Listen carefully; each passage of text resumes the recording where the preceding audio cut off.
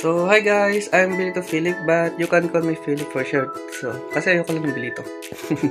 So, welcome to my vlog for Fat Fit Activity. So, ipapakita ko sa inyo kung paano ako mamuhay ng healthy araw-araw na mula sa mga kinakain ko, and how I stay hydrated, and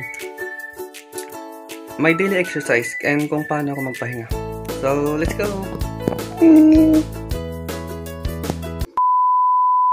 So, simulan natin sa almusal ko. So, madalas ako kumakain ng magaan pero balance na pagkain tulad ng itlog, saging at gatas.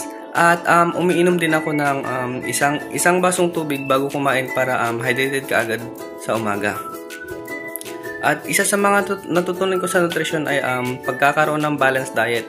So, tiniyak ko talaga na may yung bawat meal ko is may carbohydrates, protein at prutas sa bawat meal ko.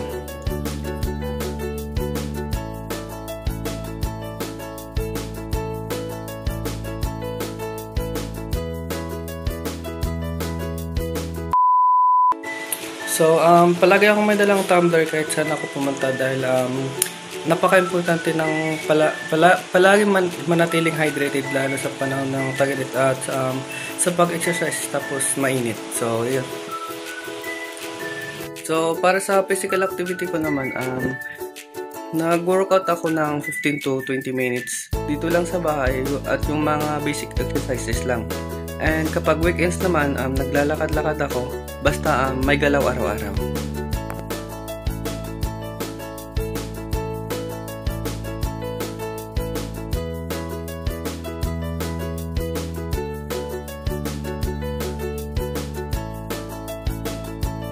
A few moments later.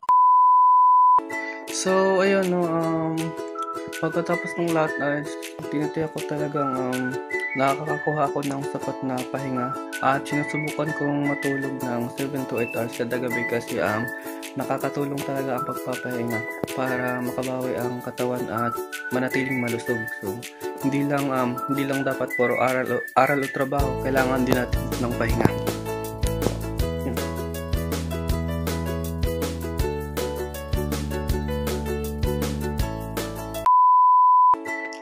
So, yun nga ganun ko pinapractice ang healthy lifestyle ko araw-araw sa pamamagitan ng pagkain ng balanced meal, pag-inom ng maraming tubig, regular na pag-exercise at sapat na tulog. So, simple lang pero malaking tulong na yun para maging healthy overall.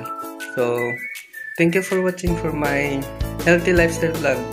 God bless!